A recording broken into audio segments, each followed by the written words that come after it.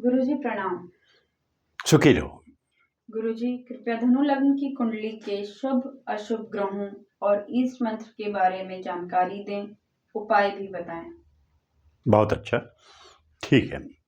देखिए, धनु लग्न में जो लग्न भाव में है वो धनु राशि होती है बृहस्पति की, और ये बृहस्पति की मूल त्रिकोण राशि है और इसका अधिकतम अच्छा फल बृहस्पति देते हैं। इसी वजह से धनु लग्न का जो जातक होता है बहुत विद्वान होता है और सदाचारी होता है, देवताओं ब्राह्मणों का सम्मान करने वाला होता है और ईश्वरीय तत्व को समझने वाला होता है। ये व्यक्ति साहसी भी होता है और राजा का प्रिय भी होता है, यानी सरकार के निकट होता है और शासन में भी जा सकता है, अधिकारी भी बन सकता है।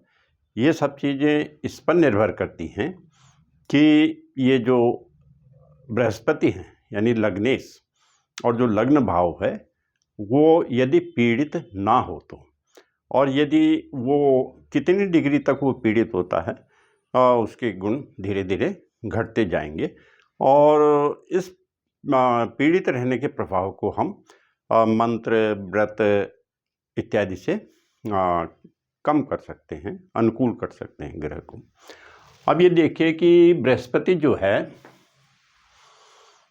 लग्न का स्वामी है, तो बृहस्पति इसमें बहुत अच्छे फल देगा अगर बृहस्पति की प्लेसमेंट केंद्र और त्रिकोण में हो और बृहस्पति अपनी नीच राशि में न हो, यानी कि पीड़ित न हो, शत्रु के नक्षत्र में न हो और शत्रु से दृष्ट न हो, तो ये बढ़िया फल देगा प्रथम भाव के। प्रथम भाव का फल क्या होता है? ये शरीर और व्यक्तित्व से संबंधित होता है, स्वास्थ्य से संबंधित होता है और कहीं कहीं ये रोजगार से भी संबंधित होता है। तो ये सारे फल बृहस्पति इस लग्न की कुंडली में बढ़िया देंगे। और बृहस्पति जो है इस लग्न की कुंडली में चतुर्थ भाव के भी स्वामी हैं। चतुर्थ भाव जो कि माँ का और भूमि भवन और वाहन और पारिवारिक सुख से संबंधित होता है, ये फल भी बृहस्पति इसमें बढ़िया देंगे। और कई लोग ये सोचते हैं कि इसमें बृहस्पति दो केंद्रों के स्वामी हैं। बृहस्पति एक सौम्य ग्रह हैं और सौम्य ग्रह जब दो केंद्रों का स्वामी होता है तो उसमें केंद्राधिपत्य दोष हो जाता है जो नेगेटिविटी पैदा करता है, लेकिन यहाँ ऐसा नहीं होगा। ये दोष बृहस्पति में इसलिए नहीं आएगा क्योंकि हमारा जो लग्न भाव होता है केवल वो केंद्र भाव नहीं होता, वो त्रिकोण भाव भी होता है। और केंद्र और त्रिकोण भाव होने की वजह से, लग्न के केंद्र और त्रिकोण भाव होने की वजह से लग्नेश में बहुत शुभता आ जाती है और वो एक राज योग कारक ग्रह हो जाता है। इसी वजह से लग्नेश किसी भी भाव के स्वामी के साथ जब युति कर देता है, चाहे वो केंद्र किसी भी केंद्रेश के साथ युति करेगा, किसी भी पंचमेश के साथ युति करेगा, तो एक राजयोग पैदा कर देगा। अब हम ये द्वितीय भाव और तृतीय भाव को देखते हैं। तो द्वितीयेश और तृतीयेश शनिदेव हैं और हम ये जानते हैं कि शनिदेव जिन भावों के स्वामी हैं वो शुभ भाव नहीं है। द्वितीय भाव मारक प्रभाव रखता है और तृतीय भाव भी त्रिखड़ाय भाव का अंग होने की वजह से ये भी शुभ भाव के अंतर्गत नहीं है, अशुभ भाव माना जाता है। तो इसमें जो शनि प्रभाव देंगे वो शुभ प्रभाव नहीं रहेगा, मारक प्रभाव रखेंगे। ये नहीं है कि शनि जो है पराक्रम नहीं बढ़ाएंगे, बढ़ाएंगे, निश्चित रूप से बढ़ाएंगे और धन कुटुंब को भी ठीक रखेंगे, लेकिन अपनी दशा अंतर्दशा में जो बीमारियां की स्थिति भी पैदा कर सकते हैं, यानी कुछ संकट वाली स्थिति भी पैदा कर सकते हैं। तो इनकी दशा अंतर्दशा में हमें इनसे संबंधित उपाय करने पड़ेंगे। अब इसके बाद द्वितीयेश और तृतीयेश होने पे अगर शनि अपने घर पे हों, अपने स्थान पे हों, स्वराशिस्थ हों और या उच्च के हों तो बहुत ही अच्छा फल ये देंगे।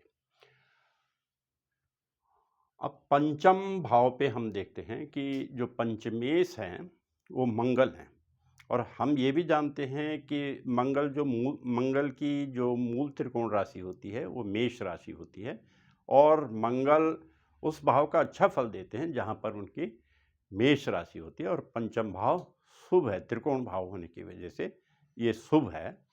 और ये शुभ भाव होने की वजह से ये इसके जो गुण हैं, मंगल के गुण जो होते हैं साहस से संबंधित होते हैं, तो वो गुण ऐसे जातक के व्यक्तित्व में आ जाते हैं।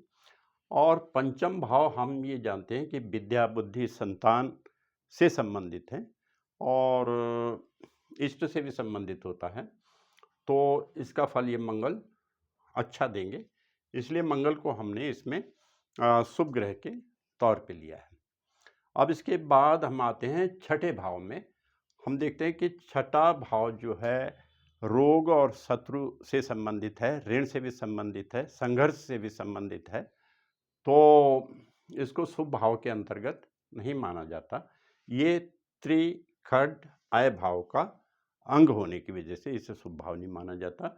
और यही शुक्र आय भाव के भी स्वामी हैं, जो कि त्रिखड आय के अंतर्गत है। तो इसमें दो अशुभ भावों के स्वामी होने की वजह से ये शुक्र शुभ नहीं माने जाएंगे। हालांकि ये आय तो देंगे, लेकिन जीवन में अपनी दशा अंतर्दशा में बीमारी की स्थिति भी पैदा कर सकते हैं, कि जो जीवन को संकट पैदा करने की स्थिति होती है। तो उस समय हमें शुक्र के मंत्रों का जप, हवन, व्रत वगैरह ये सब करना पड़ेगा, और तब ये आय का अच्छा फल देंगे। तो इसमें अशुभ ग्रह के रूप में हमने शुक्र को लिया है, शनि को भी लिया है। और अब आते हैं हम सप्तम भाव पे। तो हम ये देखते हैं कि सप्तम भाव जो है गृहस्थी से संबंधित होता है, और जो साझा व्यापार होता है रोजगार से संबंधित या दैनिक जो इनकम होती है उससे संबंधित होता है। और हम ये भी देख रहे हैं कि इसमें इसके स्वामी हैं बुध, और बुध दशमेश भी हैं, दसम भाव के स्वामी भी हैं। और दसम भाव जो कि राज्य से संबंधित होता है, पिता से संबंधित होता है, राज परिवार और राज समाज में जो प्रतिष्ठा होती है व्यक्ति की उससे संबंधित होता है। और तो बुध इन दोनों भावों का फल तो ठीक देंगे, लेकिन जो उसमें 100% अच्छा फल मिलने की जो स्थिति थी वो कम रह जाएगी। कम इसलिए रह जाएगी क्योंकि बुध दो केंद्रों के स्वामी हो गए हैं, सप्तम भाव के, ये भी केंद्र भाव है, और दसम भाव ये भी केंद्र भाव है। और जब कोई सौम्य ग्रह दो केंद्रों का स्वामी हो जाता है तो उसमें दो केंद्रों का स्वामी होने का दोष लग जाता है, और उसके फल थोड़ा नकारात्मक हो जाते हैं। तो और एक दूसरी स्थिति और है इसमें बुध में, कि हम देखते हैं कि ये जो कुंडली है द्विस्वभाव लग्न की कुंडली है। हम देखते हैं कि चर स्थिर द्विस्वभाव, चर स्थिर द्विस्वभाव, चर स्थिर द्विस्वभाव, ये नवीं राशि जो है द्विस्वभाव में आ रही है। और जो भी कुंडली का लग्न द्विस्वभाव का होता है, लग्न में द्विस्वभाव राशि होती है, तो उसका सप्तम भाव बाधक भाव हो जाता है। बाधक का मतलब ये गृहस्थी से संबंधित मामलों में भी थोड़ा बाधा उत्पन्न करेगा उसमें। और जो अपने फल हैं उनमें भी कुछ कमी कर देगा, क्योंकि ये इसका जो स्वामी है बुध वो बाधकेश हो जाएगा। तो इसका जो बाधकेश का दुष्प्रभाव है उसके लिए जीवन में एक दफे जातक को बुध के मंत्रों का जप, हवन, व्रत, उद्यापन और दान कर देना चाहिए। तो फिर जीवन भर के लिए जो ये बाधक प्रभाव है बुध में या बाधकेश का प्रभाव है वो समाप्त हो जाएगा और बुध अच्छा फल देने लगेगा। अब इसके बाद चतुर्थ अष्टम भाव में हम देखते हैं कि इसमें चंद्रमा की राशि है। क्योंकि इसमें चंद्रमा अष्टमेश हो जाएंगे तो वो ज़्यादा अच्छा फल नहीं दे पाएंगे। हालांकि ऐसे चंद्रमा का मारक प्रभाव तो नहीं होगा, लेकिन फिर भी थोड़ा अच्छा फल नहीं रहेगा। चंद्रमा इसमें तभी अच्छा फल दे पाएगा, और हाँ, इसी पे अगर चंद्रमा स्थित हो जाता है तो क्योंकि स्वराशि का होकर के ज़्यादा खराब फल भी नहीं देगा। फिर भी हमने इसे अशुभ ग्रहों के अंतर्गत लिया चंद्रमा को। अब इसके बाद आते हम भाग्य भाव में। भाग्य भाव जो धर्म से संबंधित होता है और भाग्य से संबंधित होता है, अच्छे आचरण से संबंधित होता है, और कहीं कहीं ये राज्य और पिता से भी संबंधित मान लिया जाता है। तो इसमें हम ये देखते हैं कि इसमें सूर्य की राशि है, सिंह राशि है, और सिंह भाग्य होकर के सूर्य बहुत ही अच्छा फल देंगे, भाग्य में वृद्धि करेंगे, और इसीलिए हमने सूर्य को शुभ ग्रहों के अंतर्गत लिया है। और नवमेश होने की वजह से ये कारक ग्रह भी हैं। कारक का मतलब क्या होता है? कारक का मतलब होता है योग कारक, योग छोड़ दिया उसमें, या शुभ कारक, ठीक है ना। अब हम ये देखते हैं कि इस कुंडली में यदि बुध की और सूर्य की युति हो जाती है तो ये फर्स्ट ग्रेड का राजयोग बना देगा। या दूसरी स्थिति ऐसी भी हो सकती है कि सूर्य दशम भाव में चले जाएं और बुध नवम भाव में आ जाएं, तो ये भी राजयोग होगा। और अन्य किसी भी भाव में, केंद्र और त्रिकोण वाले भाव में यदि बुध और सूर्य की युति होती है तो ये राजयोग, फर्स्ट ग्रेड का राजयोग देगा। अब हम इस भाव की चर्चा हो गई, आय भाव की। शुक्र आय भाव का अच्छा प्रभाव देंगे, लेकिन थोड़ा शरीर को बीमार भी कर सकते हैं, तो इसमें सावधानी बरतने की आवश्यकता पड़ती है। और द्वादश भाव के स्वामी हैं मंगल। द्वादश भाव जो होता है व्यय से संबंधित होता है, खर्चा होना, और कहीं कहीं ये विदेश से भी संबंधित होता है। जो बाहर के लोग होते हैं उनसे व्यक्ति के संपर्क कैसे हैं वो भी इसी से पता चलता है। और ये नकारात्मक भाव माना जाता है, लेकिन मंगल है इसके स्वामी, लेकिन मंगल इस भाव का प्रभाव देने की स्थान पे पंचम भाव का फल ज़्यादा देंगे। और क्योंकि वो मूल त्रिकोण राशि है, दूसरा किसी भी ग्रह की कोई राशियां द्वितीय और द्वादश भाव में होती हैं तो उसकी जो दूसरी राशि होती है वो ज़्यादा फल देती है। अब हम ये देखेंगे इसमें कि इसमें शुभ ग्रह कौन हैं और अशुभ ग्रह कौन हैं और सम ग्रह कौन हैं, और उनके हमें क्या उपाय करने चाहिए और क्या हम उसका लाभ उठा सकते हैं।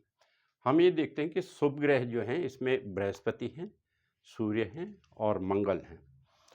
तो यदि इनको और शुभ करना चाहें हम, तो हम ज्योतिष में ये भी जानते हैं जो शुभ ग्रह हैं उसकी एनर्जी को हमें गेन करना चाहिए, और जो अशुभ ग्रह हैं उनकी एनर्जी को रिलीज करना चाहिए, कम करना चाहिए, विसर्जित करना चाहिए। और गेन हम किस तरह से कर सकते हैं, वो हम जो अच्छे ग्रह हैं, शुभ ग्रह हैं, उनकी एनर्जी हमें गेन करनी है। वो किस तरह से हम गेन कर सकते हैं? जैसे हम जो शुभ ग्रह हैं उनके अगर हम रत्न पहनते हैं तो उनकी एनर्जी को हम गेन करेंगे। जो लोग रत्न पहनने को प्राथमिकता देते हैं वो इसमें बृहस्पति का पुखराज पहन सकते हैं सोने में, बृहस्पति की उंगली में। और जो लोग और भी इसमें जो सूर्य क्योंकि भाग्य से हैं, बहुत ही अच्छे ग्रह हैं इसमें, तो भाग्य में अगर वृद्धि करनी हो तो माणिक भी पहन सकते हैं सोने में, जो अनामिका उंगली में पहन सकते हैं। और यदि कोई रत्न नहीं पहन सकता तो कोई बात नहीं, आप ऐसे भी कर सकते हैं कि इनसे संबंधित वस्त्र जो है, पीला और लाल जो वस्त्र हैं वो धारण कर सकते हैं। पूरा सारे वस्त्र नहीं भी पहन करके कोई एक वस्त्र तो पहन सकते हैं, या इनका रुमाल आप अपने पास रख सकते हैं। या आप ऐसे कर सकते हैं, जो ये रक्षा सूत्र होता है, मौली होती है, कलावा होता है, इस रंग के धागों का कलावा आप पहने तो ये आपको लाभ देगा। जैसे पीले और लाल रंग का कलावा पहने तो ये आपको काफ़ी लाभ देगा और आगे बढ़ाएगा। अब जो अशुभ ग्रह हैं, शनि और शुक्र और चंद्रमा, ऐसे जातक को इन तीनों ग्रहों का समय समय पर इनकी महादशा, अंतर्दशा में या प्रत्यंतर दशा में दान करते रहना चाहिए इनकी चीज़ों का। और शनि से जो संबंधित है कि जैसे पीपल के वृक्ष में दिया जला दिया, परिक्रमा कर दी, और तिल और दूध मिश्रित जल पीपल पे चढ़ा दिया, शनि के मंत्र जप लिए, तो ये इसका जो दुष्प्रभाव है वो कम हो सकता है। और प्रत्येक कुंडली में हमें ये भी देखना चाहिए कि उस कुंडली में बाधक भाव कौन सा है। तो बाधक भाव इस कुंडली में सप्तम है, बाधकेश जो है बुध है। तो बुध का भी हमें जीवन में एक दफ़े इसका जप करके, हवन करके, व्रत करके, उद्यापन करके और दान करके इसको शांत कर देना चाहिए। फिर ये बुध नेगेटिव प्रभाव नहीं डालेगा कभी भी, तो इसे भी कर लेना चाहिए। अब प्रत्येक कुंडली में एक प्रमुख भाव होता है, वो इष्ट से संबंधित भाव होता है, तो उसका भी ध्यान रखना चाहिए, क्योंकि कई दफ़े जीवन में ऐसी स्थिति आती है कि कोई मार्ग नहीं मिलता, बहुत दिक्कतें हो जाती हैं, तो उसमें इष्ट ही मदद करता है। लेकिन इसका हमें इष्ट मंत्र का रोज़ ही एक माला अवश्य जप करना चाहिए। ये नहीं कि हमने आज जप लिया और कल हम समझें कि अब इसका फल हमें मिल जाए, ऐसा नहीं। तो सतत रूप से जो आपका इष्ट है वो स्थापित हो जाता है, तो वो आपकी मदद करता है। रोज़ ही जपनी चाहिए। और इस कुंडली में जो इष्ट बनते हैं, हनुमान जी बनते हैं, और उनका इष्ट मंत्र होता है ओम हं हनुमते नमः, ओम हं हनुमते नमः, ओम हं हनुमते नमः। धन्यवाद।